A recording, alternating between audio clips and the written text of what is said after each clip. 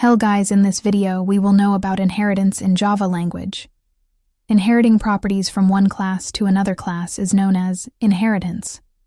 It represents the ISA relationship.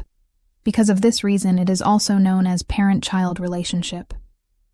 The class from which properties are inherited is known as superclass, or parent class, or base class. The class to which properties are inherited is known as subclass, or child class, or derived class.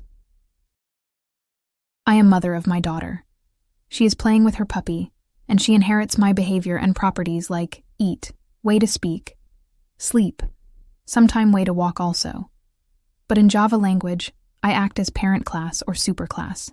I am acting as child class in Java, and I love my puppy more, and also she loves me more. Some rules strictly follow when we apply the inheritance in Java. There are following rules. Constructor of class cannot be inherited to subclass in Java.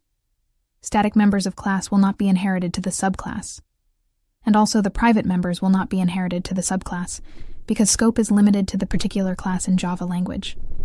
Keyword extends is used for inherit the property from superclass in Java programming language. Types of inheritance in Java language.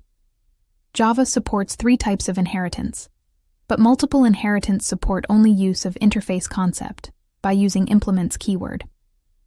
These are following single inheritance, multi-level inheritance, and hierarchical inheritance. I will explain remaining major concept about inheritance through codes in next video.